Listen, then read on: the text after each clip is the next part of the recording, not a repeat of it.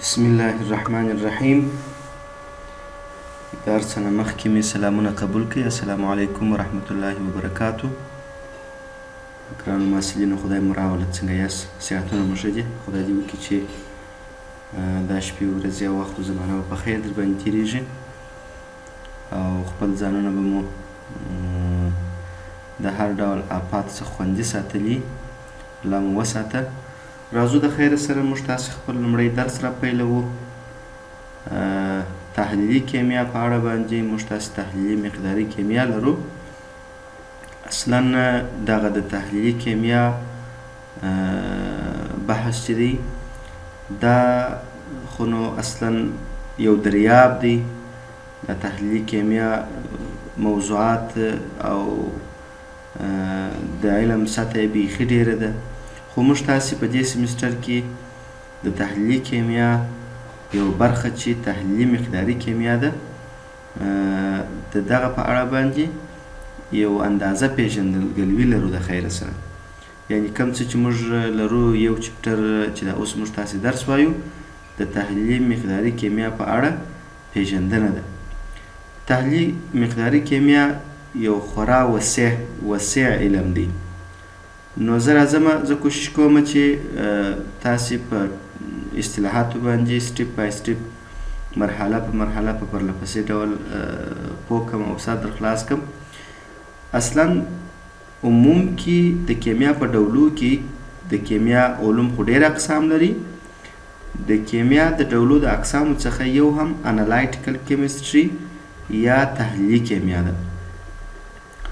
د تحلیل کلمه او یا د انالایټیک کلمه چې ده دا دواړې یوه انګلیسي کلمه سوه او یوه عربي کلمه سوه. د دواړو معنا دا ده چې د یو شي درک کول. تحلیل یو شی ارزول، په یو شي باندې پوهېدل، یو شی تجزیه کول. اوس ګوره که چیرې موږ تاسې یو مرکب غواړو چې تحلیل یې کړو، نو د تحلیل څخه مقصد دا دی چې موږ غواړو دغه مرکب ځان ته معلوم کړو، دغه مرکب درک کړو او یا دغه مرکب تجزیه کړو. نو بیا د تجزیه خو درک کېدل هم امکان نه لري. صحیح خبره ده؟ د تحلیل کلمه چې هر وخت ستاسې مخته راله، دا اصلا د درک کولو، د ځان ته معلومولو او دا معلومېدو درک کېده په چی سره کېږي؟ په تجزیه سره کېږي. نو که چیرې یو څوک دا وایي چې تحلیل معنا تجزیه، هم تاسې د هغه سره مشکل مه جوړوئ. رښتیا هم د تجزیې په واسطه یو شی موږ تاسې درک کولی سو. د تحلیلي کیمیا د نامه څخه یې ټولې خبرې معلومې سولې چې تحلیلي کیمیا به نو د کیمیا هغه څانګه وي چې هغه به انالایزز، تجزیه سرته رسوي. تجزیه یعنی د موادو ټوټه کول د هغوی په ترکیب کوونکو اجزاو باندې، تر څو موږ ته دغه ماده او د هغې ترکیب کوونکي اجزاوې روښانه وپېژنو او درک یې کړو. صحیح خبره ده؟ د تحلیلي کیمیا هم دا کار دی. د انالایټیکل کیمستري، د انالایټیک یا د انالایزز څخه اخیستل شوی دی، یعنې تجزیه، راسپړل، راپلټل. چون چې د تحلیلي کیمیا په اړه باندې تاسې پخوا هم معلومات شاید او باید درلودلي وای. په تېر سیمسټر کې تاسې تحلیلي توصیفي کیمیا درلود. نو زه لنډ پر دې باندې غږېږم. دا د تحلیل کیمیا انشاءالله تاسې اوس سر په خلاصو چې تحلیلي کیمیا نو څه شي ته وایي. اوس دغه د موادو تحلیل یا درک کول یا پیژندل یا تجزیه کول چې دي، دا موږ و دوو اقسامو ته، کیمیادانان و دوو اقسامو ته د اوساینې په خاطر باندې چې اساسې او موږ په اسانۍ سره وکولی سو چې دغه علوم زده کړو، نو دا ډلبندي ضروري ده. دغه تحلیل مو دوو کټګورۍ ته ویشلی دی. یو توصیفي تحلیل دی، بل مقداري تحلیل دی. توصیفي تحلیل سره تاسې مخ شوي یاست په تېر سیمسټر کې.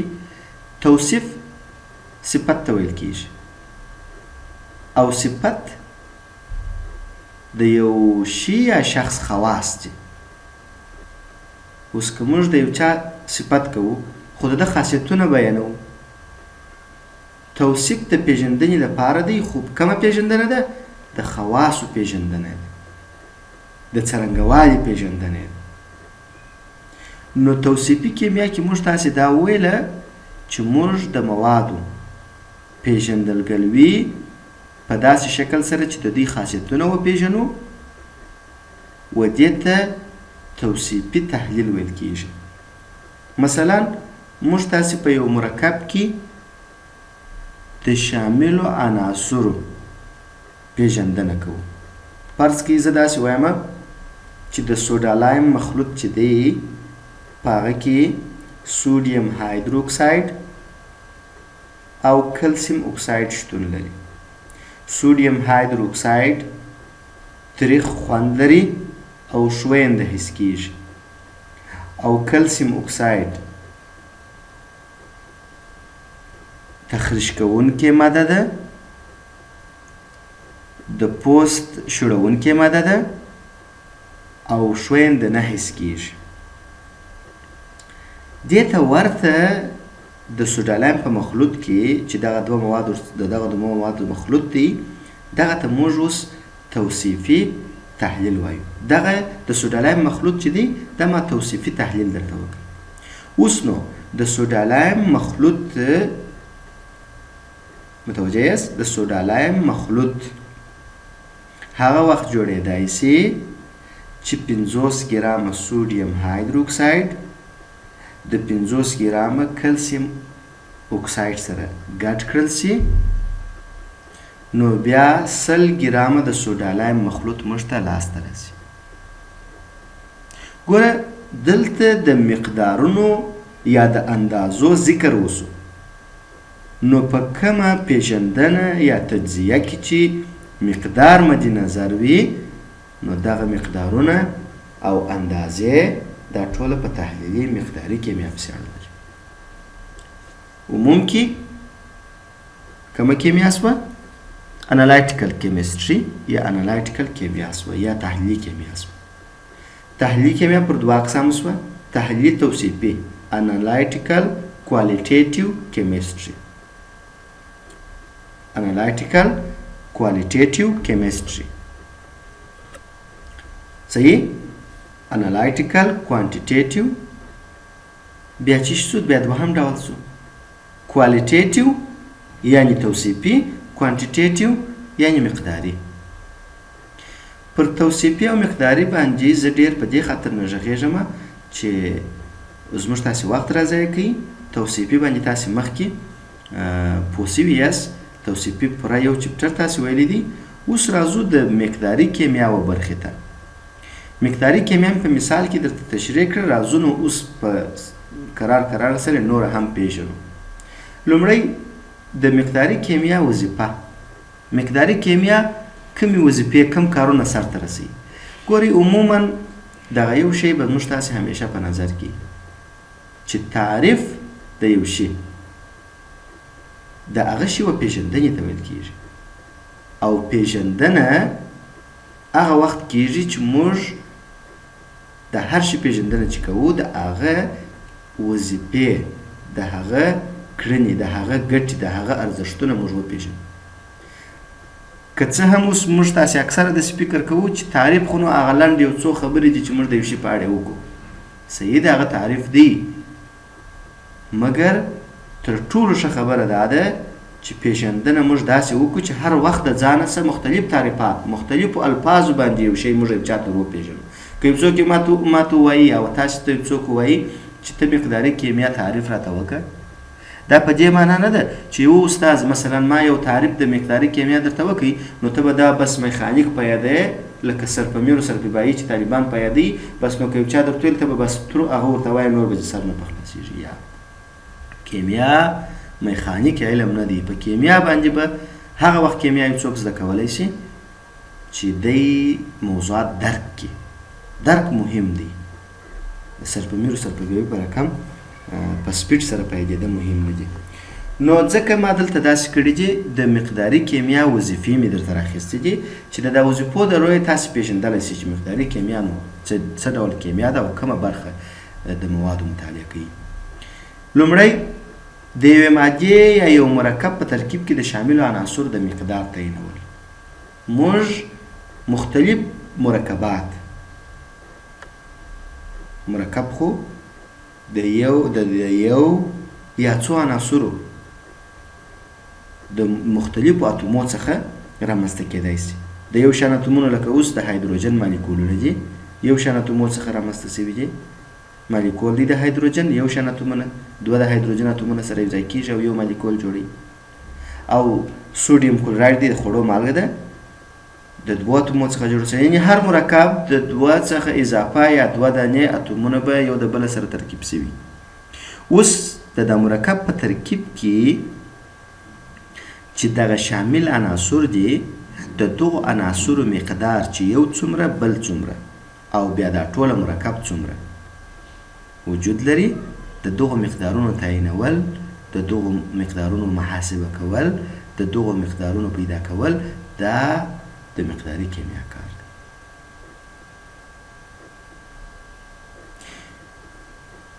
دغسې دوهم ترازمه د موادو د دقیق مقدار او فیصدي ټاکل. دقیق مقدار هم موږ کولی شو د موادو پیدا کړو.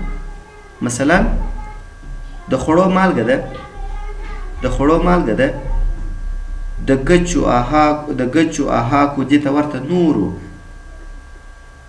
غیر عضوي موادو یا عضوي موادو سره ګډه وي. که موږ ته مقدار راکړی وي موږ یې فیصدي پیدا کوو، که فیصدي راکړی وي مقدار یې پیدا کوو، که دواړه نه وي راکړي دواړه پیدا کوو. فکر مو شته؟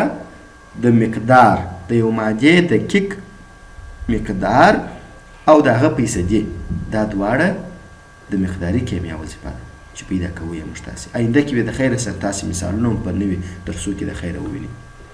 دغسې پسې راځمه د معیاري محلولونو لپاره مقداري محاسبات. معیاري محلول په معیاري محلول کې موږ کولی شو چې مقداري محاسبات، یعنی معیاري محلول خو تاسې ته معلومیږي، محلول خو یو حل کېدونکې ماده ده، بل حل کوونکې ماده ده. دواړه چې یو د بله سره یو ځای کړو نو محلول به ورته لاسته راسي. صحیح خبره ده؟ اوس نو معیاري محلول څه وخت ورته ویلی سو؟ هغه وخت معیاري ورته ویلی سو چې د حل کوونکې او حل کېدونکې ماده دواړه په معیاري واحداتو سره اندازه شوي وي.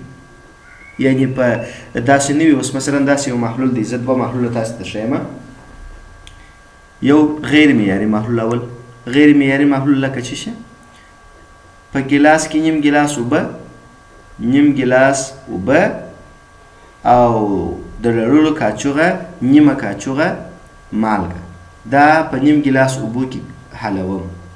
محلول جوړ شو که یا د مالګې او د اوبو یو د بله سره ګډېده سلوشن یا محلول رامنځته کوي. مخلوط نه دی، نه، په مخلوط کې متجانس مخلوط دی چې محلول موږ تاسې ورته وایو. صحیح ده؟ یعنی رسوب بیا نه کوي، حل کېږي په ټولو نقاطو کې مساوي، نو خو محلول سو، مګر غیر معیاري دی. ولې؟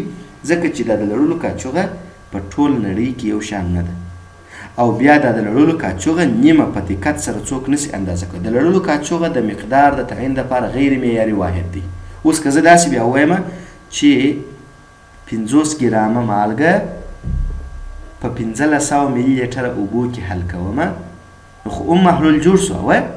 اوس نو 50 ګرامه، دا ګرام یو معیاري واحد دی، نو چې حل کېدونکې ماده چې مالګه ده هغه مو په ګرام سره اندازه کړله معیاري واحد سره، که په کاچوغه سره اندازه کړئ غیر معیاري واحد سو. په ګیلاس سره مې اوبه اندازه کړئ، ګیلاسونه فرق لري، اندازې یې فرق لري، نو خو غیر معیاري واحد سو. او که په ملي لیټر سره په ټول نړۍ کې ملي لیټر هغه یو ملي لیټر دی، تغیر نه کوي، معیاري واحد دی. نو په معیاري محلولونو کې موږ کولی شو مقداري محاسبات د مقداري کیمیا په واسطه باندې وکړو. مقداري کیمیا ده چې د معیاري محلولونو مقداري محاسبات، که هغه د حجم په برخه که د کتلې په برخه، دغه ټولې محاسبې موږ د مقداري کیمیا په موټ باندې سرته رسوو. څلورمه خبره د یو کیمیاوي تعامل لپاره د اولیه موادو د مقدار او فیصدي معلومول. که چیرې یو کیمیاوي تعامل موږ غواړو په لابراتوار کې یې سرته ورسوو، د دې در مخه باید موږ توصیفي اول په دوم قدم کې مقداري تحلیل باید موږ سرته رسولی وي، بیا موږ کولی سو یو کړنه سرته ورسو. توصیفي خو تاسې خبر یاست چې یعنې هغه مواد چې سره یو ځای کوو هغه باید وپېژنو چې دا څنګه مواد دي، باید پیدا یې کړو ویې پېژنو. اوس نو څونه اندازه باید سره یو ځای سي او دغه مواد چې موږ ته راکړل سوي دي دا څو فیصده خالص دي.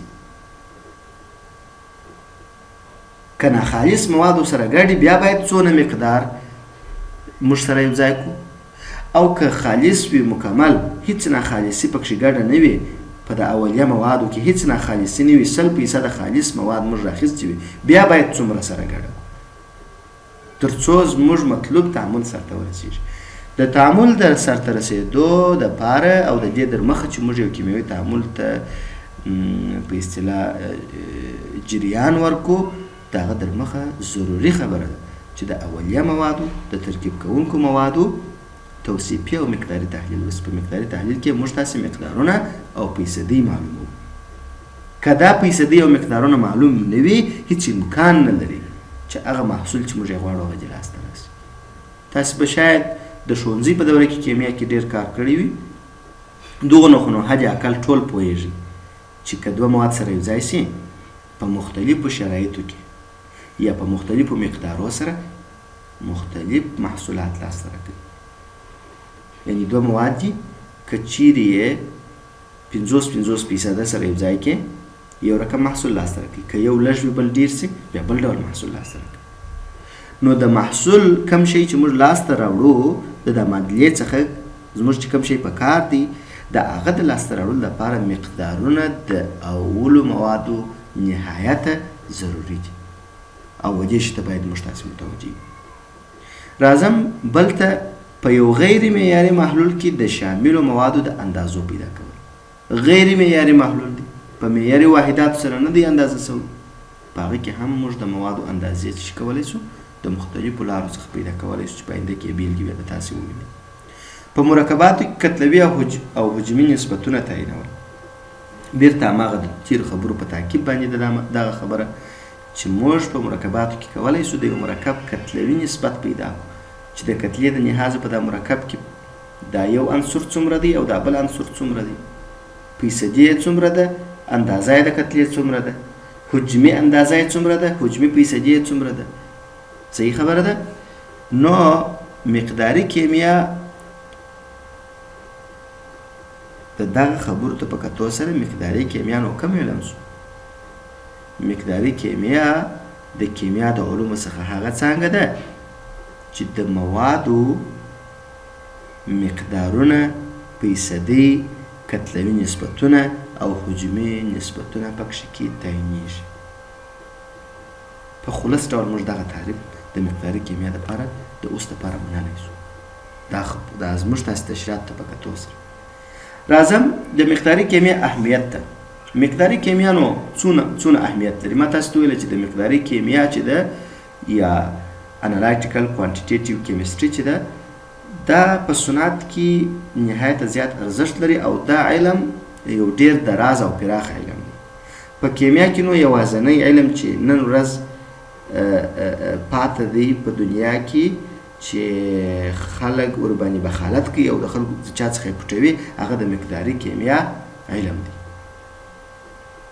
ځکه چې دا ډېری ګوري تاسې به د شیدو مختلف پاکټونه پیژنئ، په بازار کې به مو لیدلي وي یوه کمپنۍ غذایي شرکت دی هغه یو ډول شیدې تولیدوي، بل غذایي شرکت یې بل ډول تولیدوي، بل غذایي شرکت یې بل ډول تولیدوي. هر یو ځان ته مقدارونه او مواد لري او دغه مقدارونه او مواد د چا سره نه شریکوي، دغه معلومات د چا سره نه شریکوي. اوس مثلا ملپیک شیدې دي په کوټې کې ډېر یو پرمختللې کمپنۍ ده او دا شیدې ډېر باکیفیته دي، خو نورې کمپنۍ نسي کولی چې همدغه شی چیش کړي جوړ کړي، ځکه چې دوی ته د دغه شیدو چې دا جوړې سوي دي د کوم موادو اولیه موادو څخه د هغو مقدارونه نه دي معلوم چې په کم مقدار سره دا سره یو ځای دي نو په پای کې دغه شی ورڅخه لاسته راغلی. شیدې ټول جوړوي خو مقداري تحلیل د ټولو فرق کوي.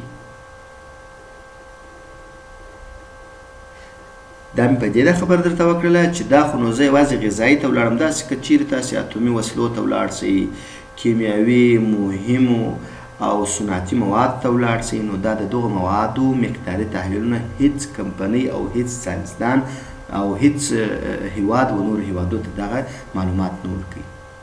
دا بیا هر هیواد بیا خدای تعالی دې موږ تاسې ته وس راکړي، دغه تاسې ملګري چې یاست موږ یو دغه به دا هڅه کوو چې دغه عمومي معلومات چې دي دا چې مو په لاس راوړل په کیمیا کې، وروسته به په خپله الله عز وجل زموږ تاسې وطن جوړ کړي، لابراتوارونه به جوړوو او په هغه کې به په مختلفو مقدارونو سره د موادو تجربې سرته رسوو، تر څو موږ وکولی شو خپل هیواد د نړۍ سره اوږه په اوږه د نړۍ سیال وګرځوو. او یوازې کیمیا ده چې دغه زموږ تاسې وطن د نورو سره سیال کولی شي.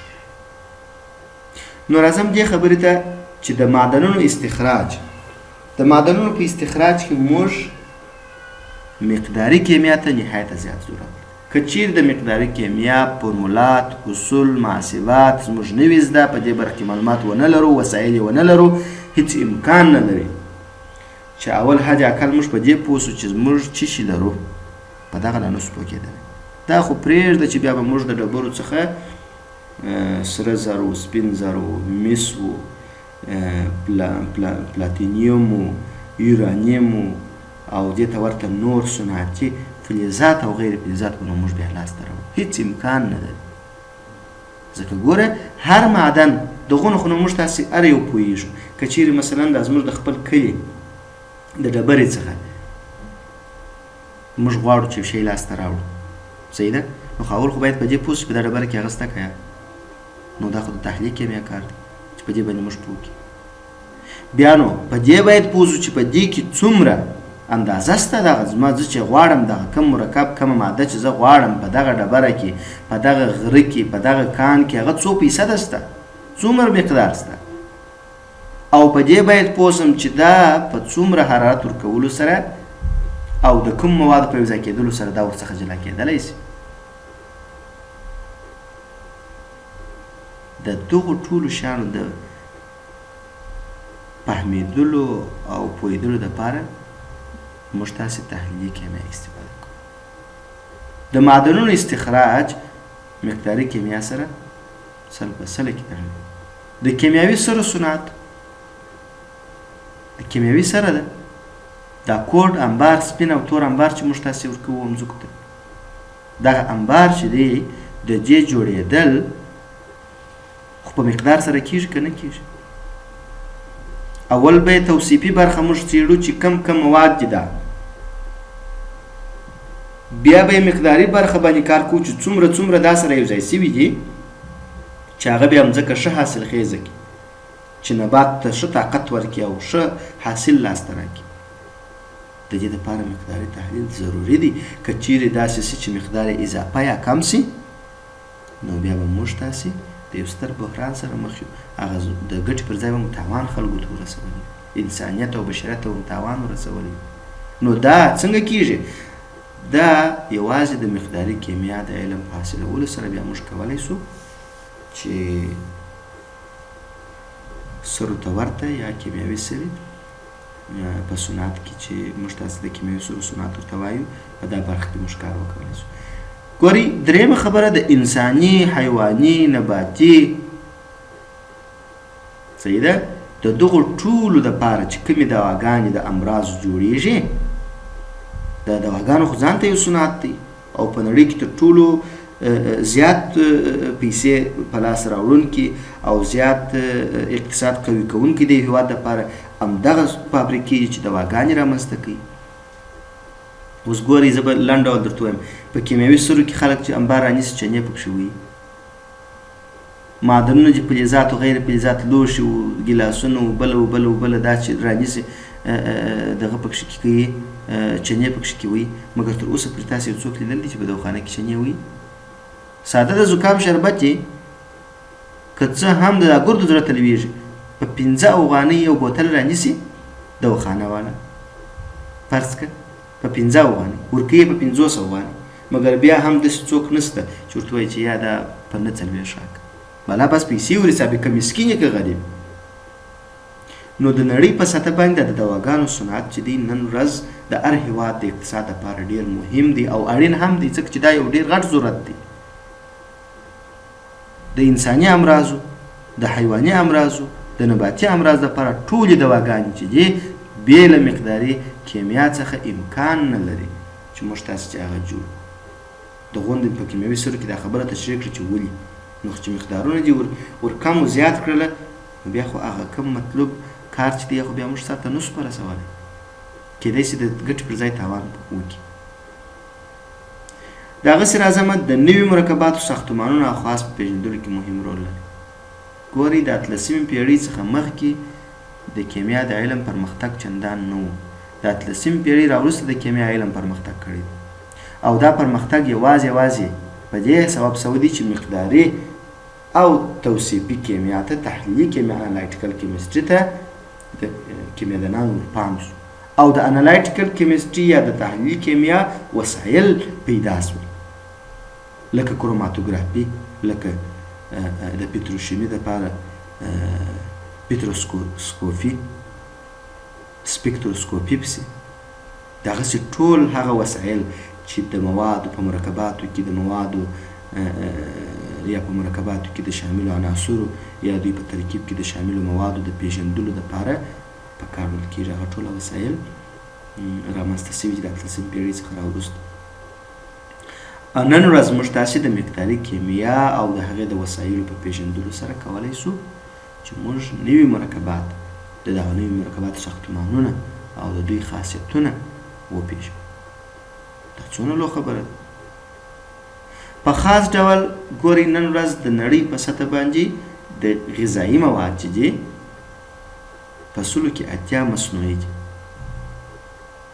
زابل باندې معلومات نه لرم هلته ما ډېر وخت نه دی تېر کړی خو د نړۍ په سطح باندې یوازې هغه ښارونه او کلي چې د نورو هېوادو سره یا د اجتماع څخه نوکۍ لرې دي کیدای شي هلته طبیعي مواد نسبت مصنوعي ته ډېر وي ځکه چې هلته پسونه میږي غواوې اوښې د دې ټولو شیدېګانې دي چې د غوړو په برخه کې مشکل د داخل یوه اندازه ورحلوي. دغسې نباتات په د وتلو ساحو کې خلک کري لکه اوس پنبهدانه ده و جوار دي د دې غوړي دي باسي که څوم غوړي دی نسي ایستلی خو که وغواړي ایستلی سي یعنې که ضرورت سي دی کولی سي د طبیعي شیان استفاده کړي. کیدای سي اکثره کوچیان دي په کږدیو خیمو کې خپل د میږو غوړي چې دوی ژړ غوړي ورته وایي دا استفاده کړي نو دا خو طبیعي سوه. مګر د ښارونو په سطح باندې زه درته وایم چې موږ تاسې 95 سلنه یا 90 سلنه ټول مصنوعي غذاګانې خورو. وګورئ غوړي چې هر څونه غوړي موږ د بازار څخه په ډبو کې دا ټول مصنوعي په لابراتوارو کې جوړېږي. وچې شیدې خو نو ټولو ته معلومې دي حتی وچې هګۍ پوډر شته په اوبو کې ګډېږي د هغه څخه هګۍ جوړېږي لکه هګۍ چې ماته کې نورې مازې غوړي سره که ور واچو هګۍ به پخه شي. بوره ده څونه بوره چې تاسې استفاده کوئ ټوله مصنوعي ده. امکان نه لري چې دا ګورئ طبیعي امکان نه لري چې دا دونه انسانانو ته چې بوره ور ورسېږي چې هغه جیم طبیعي وي. افغانستان چین ایران هندوستان یعنې دا شاوخوا جنوبي اسیا کوم هېوادونه چې دغه ټوله چې په اصطلاح شګرنۍ یا ګنۍ وکري دغه د ګني فصل ټول راټول سي او بیا دغه څخه بوره تولید سي د ماشینالاتو په واسطه باندې د نیم افغانستان نه بسیږي دا بوره. نو څنګه بیا امکان لري چې اوس هر یوه ته په کور کې چې هغه کمزوری سړی دی مفلسه سړی دی 1 من بوره په کور کې لري او دا ما او تا وارو چې په کور کې ګونۍ د بورې ولاړه د خپلو مشرانو څخه پوښتنه وکړي چې پخوا د بورې کیسې څنګه د بورې غزلې لا جوړې سوي دي چې هغه وخت چې تقریبا 80 کاله در مخه دغه د مصنوعي غذاګانو یا د غذایي صنعت موضوع کمزورې وه یا په لږ اندازه وه، نو په هغه صورت کې بیا هر ټولو اشخاصو ته د نړۍ ټولو اوسېدونکو او ټولو انسانانو ټول بشریت ته غذایي مواد په مکمل ډول نه سوی رسېدلی. داسې نو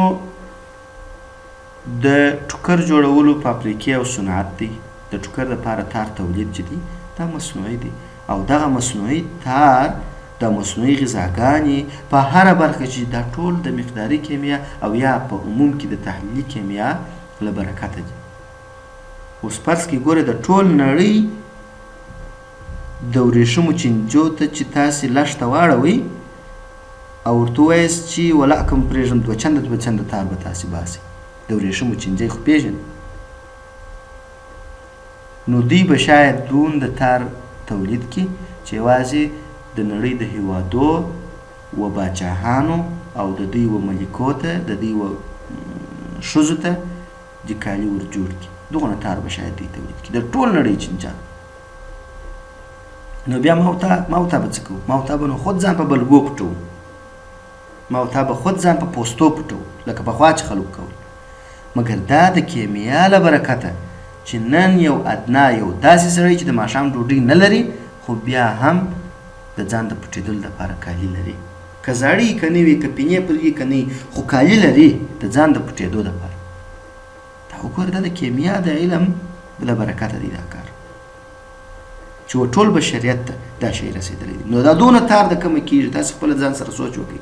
دا رنګارنګ کالي چې موږ تاسې اغوندو، په اختر کې مو شونډې بوڅې نیولي، زه 2 جوړې کالي غواړم، زه 3 جوړې کالي غواړم. صحیح خبره ده؟ رنګارنګ کالي غواړم. یو وخت د ځان سره داسې فکر باید موږ تاسې وکړو چې دغه رنګونه د کومه سوي دي او څنګه رامنځته سوي دي، او دا تار د کومه سوی دی، او اوبدل بېله ووایي چې د ماشین اوبدلی دی، اما هغه صحیح د ماشین اوبدل دی. صحیح ده؟ د ماشین دپاره اوسپنه د کومه سوي دا اوسپنه داسې ده چې ما زموږ تاسې ځکه غار کړو بالا چې 100 متره مو غار کړه، څا مو وکښه اخر ورسو بالا دروازه یې خلاصه کړو، دننه نو اوسپنې پرتې بالا راچل ورخېږي. داسې نه ده. یو وخت ما چې په 8م سیم 9م سیم کې ومه یا په 4م په 5م کې ومه، ما داسې فکر کوه چې شاید داسې وي، خو داسې نه ده. دا ټوله د دغه ډبرو څخه د کانونو څخه چې په مخلوط شکل چې دي په دوی کې په مخلوط او په مرکب شکل باندې شتون لري، د دغو څخه استحصالیږي د مختلفو کیمیاوي عملیو په واسطه باندې او د مقداري تحلیل کیمیا په اساس باندې. که دا نه سي موږ خام مواد نه کو برابر، موږ هیڅ امکان نه لري چې موږ دا د نن ورځې ټکنالوژي او د نن ورځې صنعتو ته نور هم پرمختګ وکړو. یا دې په اصطلاح داسې اساني جوړه کړو چې ټولو انسانانو ته چې ټوکر ورسېږي، ټولو انسانانو ته چې بوره ورسېږي، ټولو انسانانو ته چې مصنوعي غوړي ورسېږي. غوړي جوړېږي په اصطلاح په سنګاپور کې، په پاکستان کې، په ایران کې، په جاپان کې، په روسیه کې، مګر خورئ دلته موږ ته. کوډې کیمیاوي جوړېږي په روسیه کې، په ایران کې، په پاکستان کې، مګر استفاده کوو یې موږ دلته. دا خو موږ بدبخت یو، هغه خلکو خپل ځانونه پوره کړي دي. الله دې موږ ته وس راکړي چې په دې برخه کې کار وکړو. نو د مقداري کیمیا ارزښت چې هر څومره زه ډېر وغږېږم نه سم تمامولی، نو په دې اساس باندې وخت ډېر نه ضایع کومه. د مقداري کیمیا موضوع پر دغه ځای باندې اهمیت پرېږدمه. راځمه څنګه کولی شو چې په مقداري کیمیا کې موږ مواد وپېژنو. دا د پېژندنو کړنلارې ته موږ میتود وایو. میتود دغونه تاسې پوهېږئ نه، تدریسي میتودونه داسې نوم اورېدلی دي خامخا. میتود خو نو کړنلاره ده، یعنې هغه کړنلارې چې موږ تاسې د مواد د پېژندلو دپاره کاروو. په کومه کیمیا کې؟ په مقداري تحلیل کیمیا کې چې موږ کاروو، موږ تاسې د مواد د پېژندلو میتودونه وایو. صحیح ده؟ د میتود په اړه پوه شولاست، یعنې هغه کړنلاره ده چې موږ هغه په کار اچوو او خپل هدف ته ځان رسوو، دې ته موږ میتود وایو. اوس دغه 3 ډولونه دي، 3 مهم ډولونه لري. د مواد د پېژندلو میتودونه پر 3 مهمو ډولو موږ ویشلي دي. اول کتلوي میتود، دوهم حجمي میتود، دریم د وسایلو میتود. کتلوي میتود ګراویمتریک میتود، دا د ګراوي کلمه د وزن یا کتلې څخه اخیستل شوې ده، متریک د میجرمنټ یا اندازه کولو څخه اخیستل شوې ده. نو راځم اول کتلوي میتود ته. په کتلوي میتود کې موږ تاسې د موادو مقدارونه د دوی د کتلوي کمیتونو له مخې اندازه کوو. تعریف یې دا سو. په کتلوي میتود کې موږ تاسې د موادو اندازې چې دي صحیح ده د کتلوي کمیت په واسطه اندازه کوو. که چیرې کتلوي کمیت په واسطه اندازه سوی وي، یعنې یو مقدار موږ ته 5 ګرامه 10 کیلوګرامه داسې کیلوګرام یا ګرام یعنې د کتلې په واحداتو باندې موږ غږېدلو، نو تاسې پوه سئ چې دغه میتود کوم میتود دی؟ کتلوي میتود دی. صحیح خبره ده؟ کتلوي میتود باندې بیا په قراره باندې په مکمل ډول بحث کوو. یوازې دلته مې لنډه پېژندنه ترکوز. د کتلوي میتود کې موږ تاسې چې کوم وسیله کاروو دغه تاسې وینئ په دا شکل کې. دا د ډېر حساس وزن موادو وزن کولو دپاره د کتلې د پیدا کولو دپاره یو حساس ترازو دی چې ما یې عکس درته راخیستی دی. راځم دوهم ته حجمي میتود. حجمي میتود معنیدار خبره ده، نامه څخه یې معلومیږي چې دلته به کمیت حجم وي او موږ به دلته په دا میتود کې کوشش د دې کوو یا په اصطلاح په دا میتود کې به موږ هغه کړنلارې مطالعه کوو چې په هغه کې حجمونه مد نظر نیول سوي وي، یعنې حجمونه اندازې ټوله په حجمو سره وي او محاسبې کې ټوله حجمي کمیتونه ځای پر ځای کېږي. صحیح خبره ده؟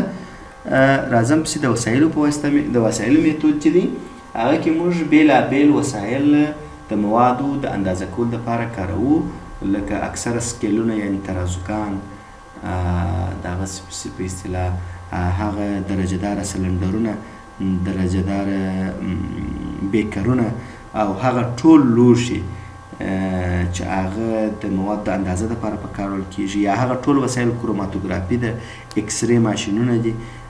دغه ټوله وسایل چې دي چې د موادو د پېژندلو دپاره په کارول کېږي، دغه ټوله وسایل بیا د وسایلو د میتود تر عنوان لاندې موږ تاسې پېژنو.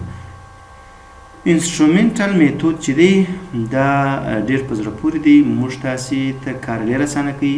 د محاسبو څخه راوروسته موږ مجبوره کېږو چې وسایلو ته ولاړ سو او د وسایلو د میتود څخه استفاده وکړو. دا چې وسایل څنګه او د څه شي دپاره پکارېږي بیا په خپل ځای کې د خیر سره یو څو دانې وسایل پېژنو د دې چپټر تر پایه پورې د خیر سره انشاءالله العزیز.